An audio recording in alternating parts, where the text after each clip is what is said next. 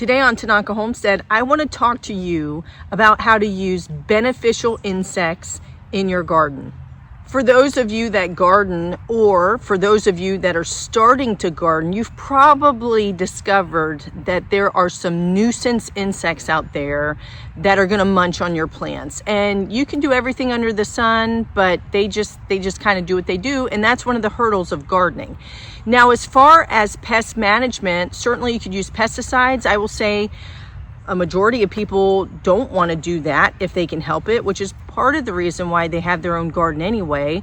But then there are more natural approaches, using physical barriers, Dawn dish soap, neem oil, diatomaceous earth. Some people are for and some people are against, but you can certainly implement those things. But there's another method that you can do which is pretty fascinating, and that is introducing predator insects in your garden. Yeah, so you can purchase these predator insects. There are many websites out there. I know that I personally have dealt with Arbico Organics. I am in no way affiliated with this company.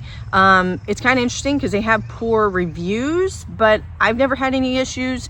And anytime I've had questions, customer service has always been willing to help me. But yeah, you can purchase these insects, or if you're patient, you can plant a diverse set of plants that will attract these insects to your garden. And the whole thought is, if you can attract them to your garden, or if you buy them and you can kind of keep them around, they're going to munch on the pests for you, and people have had great success with this. So thinking about the things to do to keep these beneficial insects in your garden: you want to have diverse plants, which I mentioned before.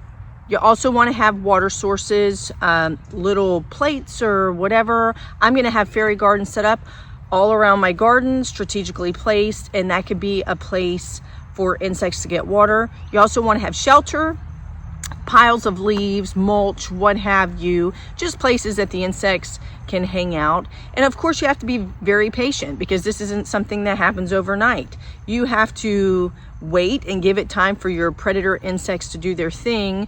But of course, keep in mind, you have to have pests in order for them to feed on, because if you don't have pests for them to feed on, they're not going to stick around, or their populations are going to diminish.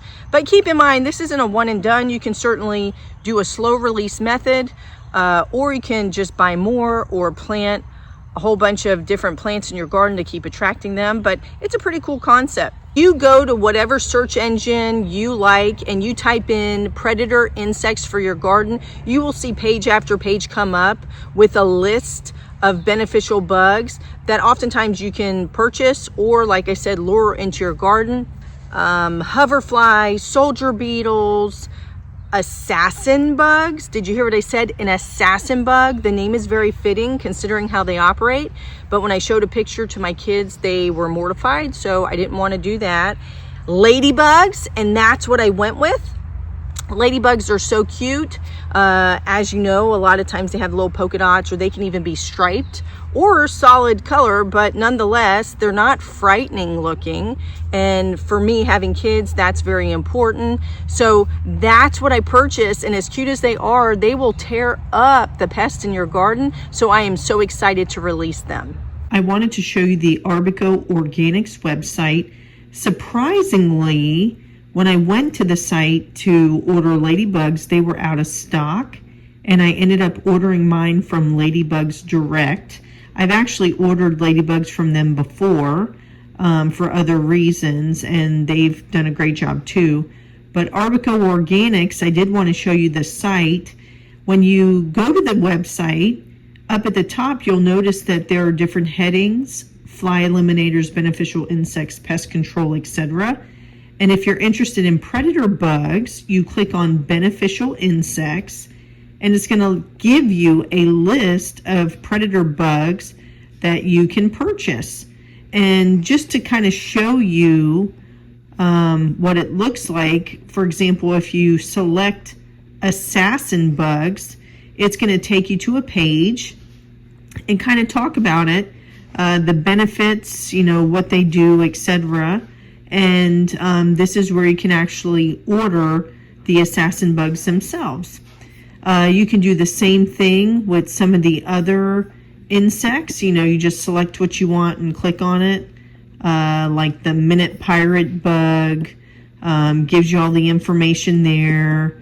I like the website because I think it's very informative and you can learn a lot. If you have experience using predator insects in your garden, I would love to hear about it.